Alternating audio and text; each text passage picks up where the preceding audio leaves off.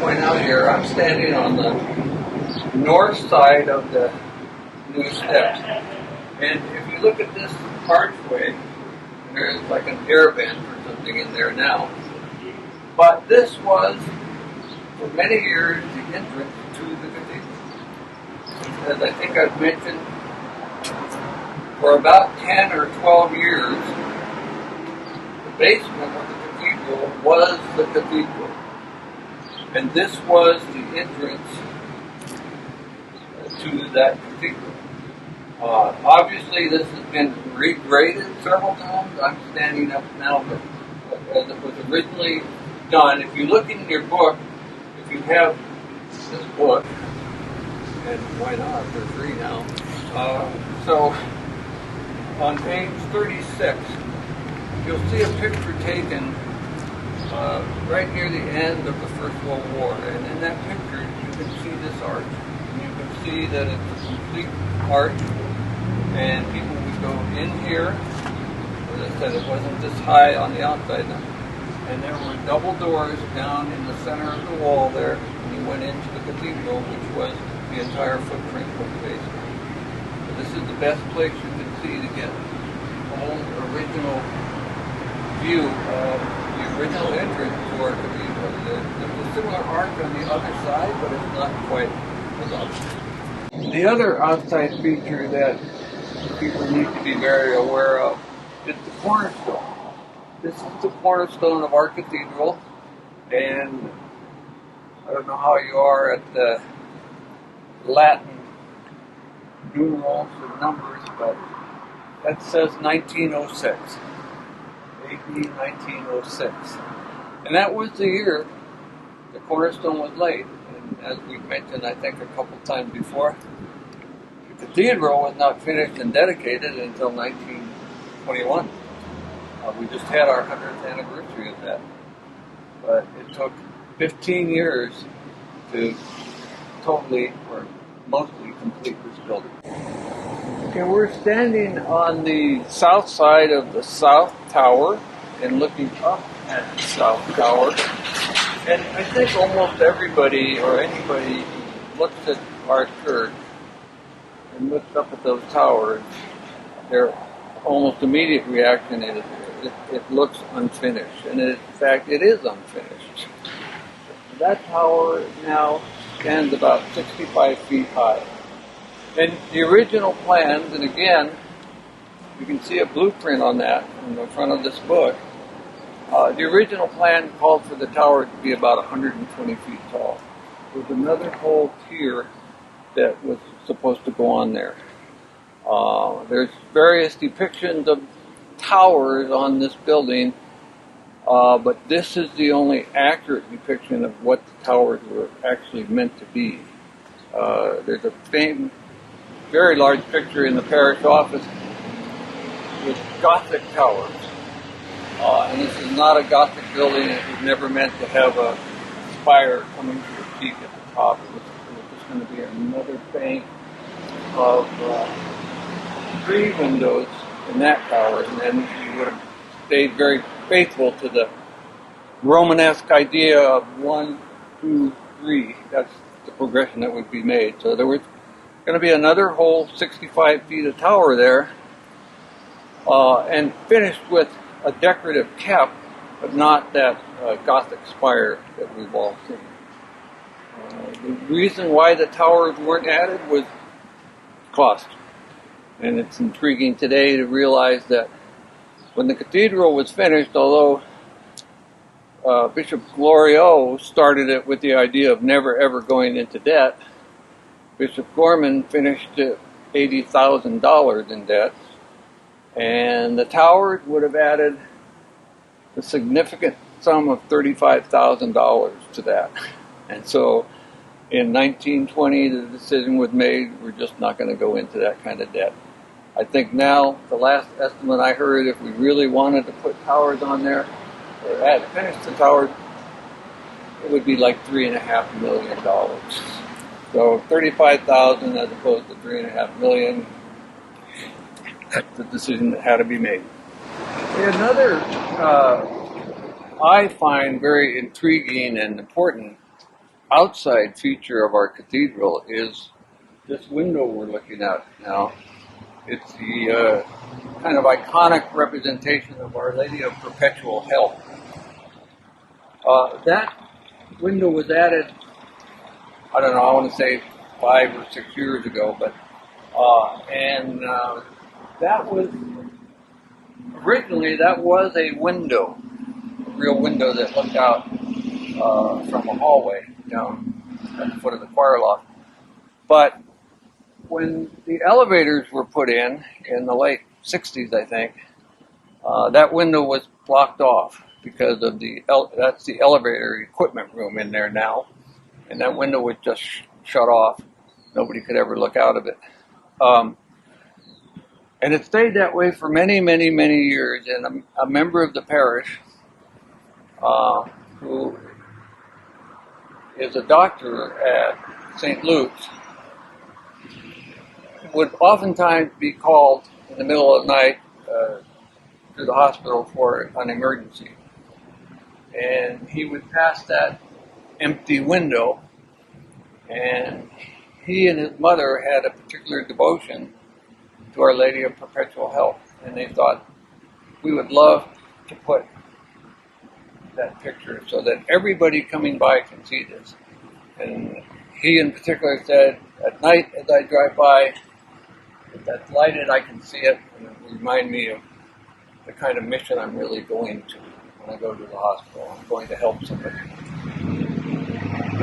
Getting that with that picture in that window was a bit of a challenge because, as I think we all know, this is not just St. John's Parish Church, it's the cathedral for the diocese. And so we had to get permission from the powers that be up on the hill there. And it was a long process. And shortly in that process, the doctor was Dr. Johans. And in that process, his mother, who really had the original idea to put this picture there, died. And shortly after she died, and they're dealing with the bureaucracy and the permissions and whatnot, all of a sudden permission came through.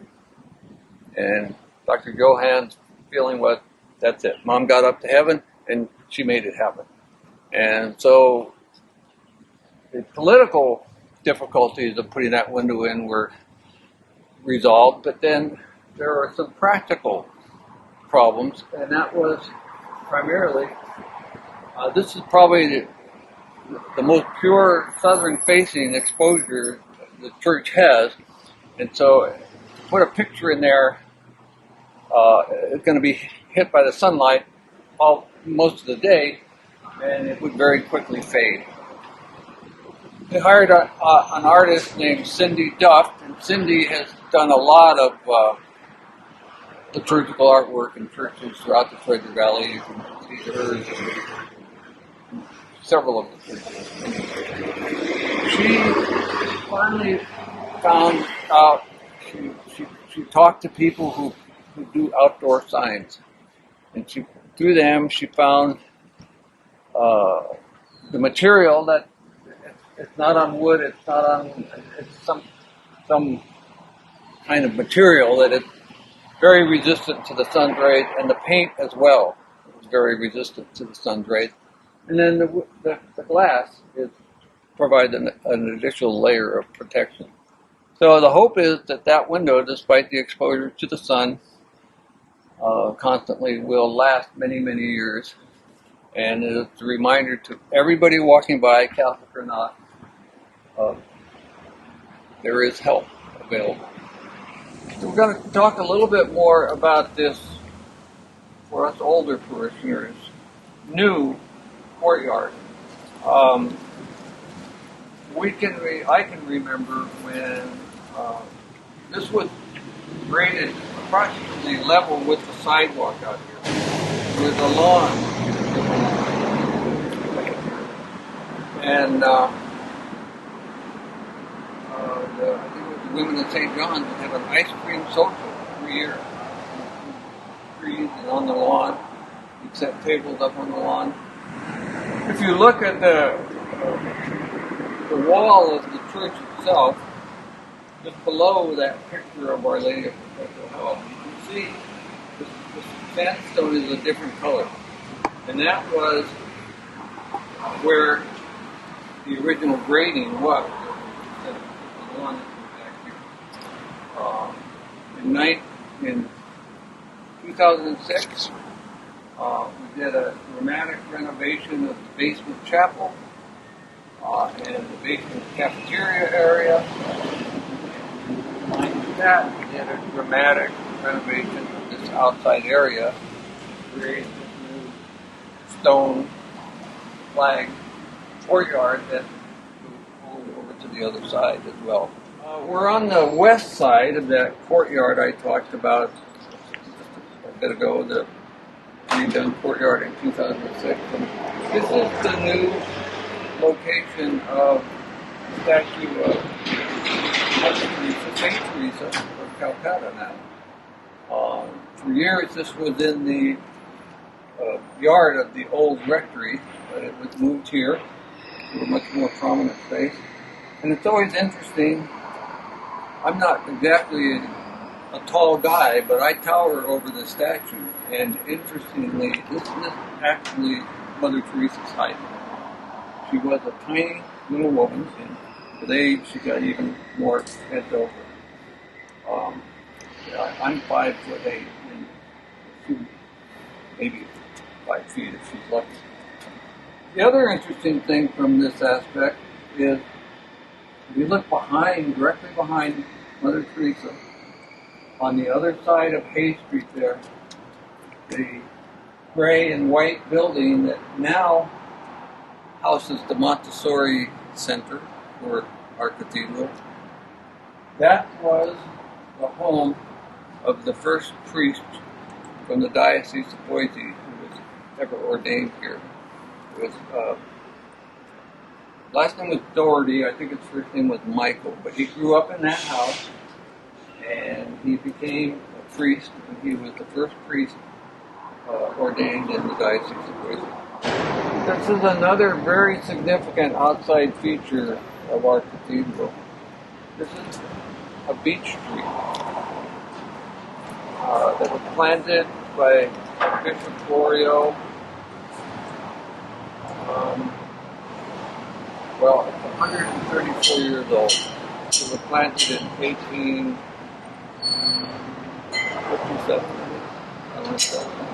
Somebody subtract 134 from 2021 and know when it was planted. But it's very significant in that beech are not at all native to this area, and they don't do well in this area. There are several beech trees in Boise, but they're all imports. This one is. Bishop Florio watered this by hand himself for 2 years to get it established and going. And if you look at pictures of various doings in the cathedral over the years, you can see this tree growing and growing and growing. It's huge. It's the oldest beech tree in Boise.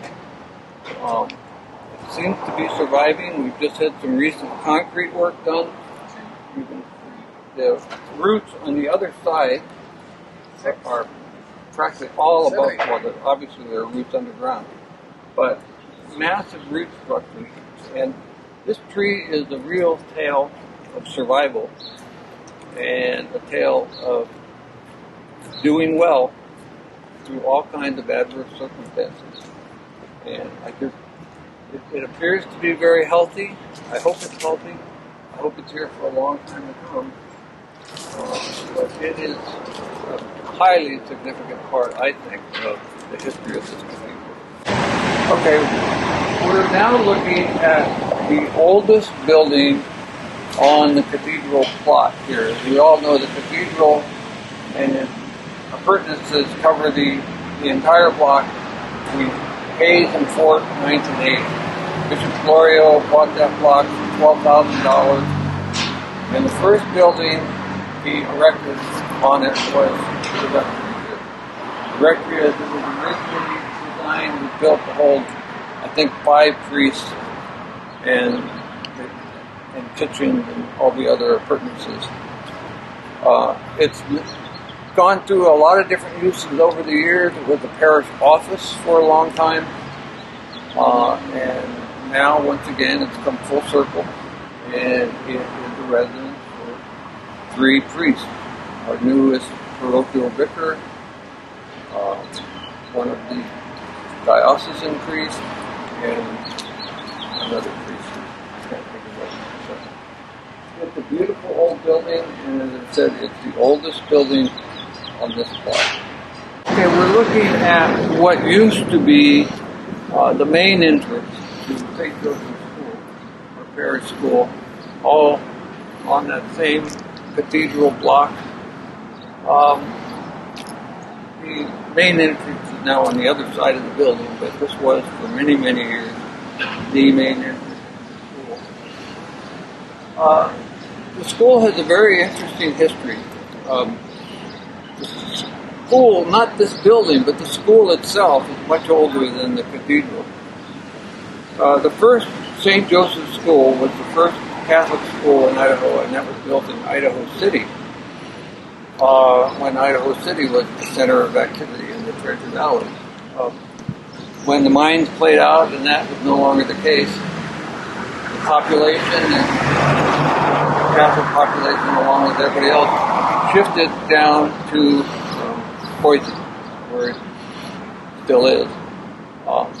They moved St. Joseph's School from Idaho City down to the location, the original location of the St. John's Church at 9th and Bannock, and they had that school built or assembled in the parish hall, and it was originally called St. John's Parish Hall School. And when the cathedral was moved from that old location down at 9th and Bannock, that's where the Yenching restaurant is now, that's where the cathedral was originally, they moved the school as well. And at that time they decided they wanted to get rid of that mouthful St. John Parish Hall School, and so they renamed it St. Joseph in order to honor the original St. Joseph in Idaho City, the first Catholic school in Idaho. Okay, we're looking now at one of the quote-unquote newer wings to St. Joseph's School. The gymnasium. This building, and this plot, anyway, has a pretty interesting history. And I think I've got it all down pat, but if you read the book and you find I'm wrong, then you can call me up and say, John, you're contradicting your own book. But it was on this corner, the corner of 9th and 4th, that the old St. Joseph's Church was being moved to. Bishop Glorio, as I said, the rectory was the first building on this lot, and he wanted to pin down the two diametrically opposed corners. So the plan was to put the church here. As we know, as they were moving that church, literally moving it, the church burned in the process. But he still went ahead with the insurance money, and he built a church on this corner. Okay, so this was where the first St. John's Cathedral at this location was located, on this corner of 9th and 4th Street. After he got the cathedral finished down at 8th and Hayes, this church here was converted to classrooms. Okay. And eventually, at some point, I'm not sure when, those classrooms were converted to a gymnasium. And in 1946, that gymnasium was torn down, and this gymnasium was built.